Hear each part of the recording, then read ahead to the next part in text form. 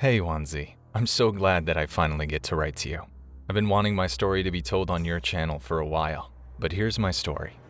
My name's Lin, and I've been dealing with some weird stuff lately, and I think I'm being haunted by something. It started last year when my friend came over for a sleepover, and she'd gotten these ghost hunting apps on her phone, and of course I didn't believe them, but I went along with it because it was something fun to do. After a while of messing with the apps, we got a lot of stereotypical responses that were most likely programmed into the apps. We eventually got bored and went to do something else. After a while, it was time to go to bed, and we slept in the living room. After being asleep for a bit, I woke up to my friend getting up and heading to the restroom, thinking nothing of it. I sat there, trying to go back to sleep. When she came back, we talked for a bit. Here's where it gets weird. But 5 minutes later, I heard the bathroom faucet turn on full blast. Keep in mind that I live in a small house with thin walls, so everything echoes and it can be clearly heard. So I got up, thinking I was imagining it. But when I got to the bathroom, I was indeed correct on what I had heard. Weirded out, I came back to my friend and asked if she had left the faucet on. She responded no, and said that she for sure remembered turning it off. Confused, I knew it wasn't my sister or my parents because, for one, my parents have their own bathroom connected to their room and only use that one, and second of all, I knew it wasn't my sister because I would have heard the creaking of the floorboards and the distinct walking. After a while, my friend and I just shrugged it off, thinking we could think about it more in the morning. Morning came, and my friend had woken me up. We talked about the faucet, and after a while, she told me with a nervous look on her face, Last night, I woke up around 4 a.m. to a weird feeling, like someone else besides you had entered the room. And when I looked around, I saw a shadowy figure looking at you, standing right in front of you. I was too scared to wake you up, so I hid under my blankets. And when I checked again, it was gone. And I've been awake since then. Terrified, I tried to debunk it any way I could, but she was adamant on what she saw. When my parents woke up, we told them what we saw, but of course they didn't believe us. Ever since then, I've heard weird things, like my sister whispering, calling my name at night, and when I check, no one's there. And I've seen orbs and figures of white or black dash around my room and into the walls. And finally, I felt my bed compress while I'm laying down on my side, like someone sat down right beside me on the edge of my bed. I want to tell my family, but I know they won't believe me. And I'm really not sure what to do. I'm scared that it will all escalate to be more violent. To be honest, I think we angered a spirit or something that night.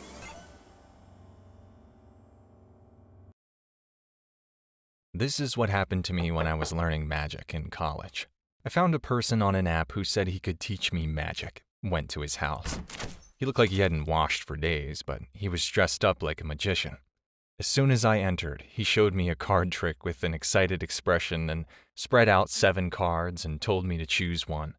I chose one without thinking. He showed me the card. However, it was a card that I had never seen before, and it had pictures on it instead of numbers. When I looked closely, I saw a fist shape drawn on it. Then he suddenly hit my chest hard with his fist. There were metal knuckles in his hands. I groaned in excruciating pain, shouted at him, asking what he was doing. Then he said with a shameless expression, You chose the fist card, so ta-da! That's why you got a fist. Now choose another card. From that moment, a terrible fear began to envelop my body. I shouted at him to stop. Then he spread out the cards in front of me and said, Card magic. You have to pick one to finish. I finally picked a card and he showed it to me with a smile. The card had a bone drawn on it. He smiled and said, Oh, you picked a good one. I was dumbfounded. Then he went back and suddenly came with a sledgehammer. He swung this hammer at me. I quickly moved my body to avoid it and saw the hammer hit the wall with a bang. There was a huge noise. Dust rose. It felt like the house was shaking. He said, You picked the bone card. I'm going to break your bones. I trembled with terrible fear. This man was a psychopath. This was not magic. I tried to run away, but he kept chasing me, swinging this hammer, and I screamed at him to stop. Then he says, Do you want another trick? Then would you like to choose another card?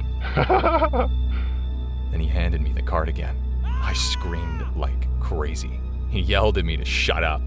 I kept screaming, hoping somebody would hear me, but no one came. Eventually, my legs gave out and I collapsed on the floor, and he came up to me and said, Why? It's just magic. Okay, I'll teach you magic after this card trick. Oh, and I'll show you something fun. Wait a minute.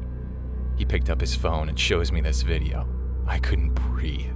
In the video, there was a man bleeding, terrible pain. This crazy magician was tying up the man's body, pulling his legs like crazy, shouting that he was going to show him a magic trick that would double his height. The man was screaming like mad. Then the magician picked up the hammer and hit the man's knee. I couldn't watch the video anymore. It was so horrible. Then the magician started laughing, having fun.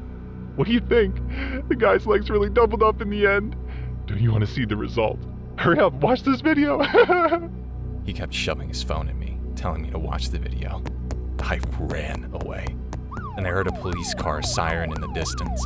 The magician's face turned pale as he quickly went outside and got in his car and ran away. The police arrived a little while later and chased after the magician and arrested him. He confessed to having killed 3 people, assaulted dozens of others. I haven't been able to leave my house for a while since that incident.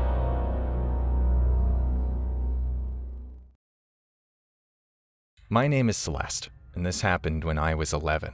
To make things easier, I'm mixed. I look a little younger than I was, and I have coily black hair.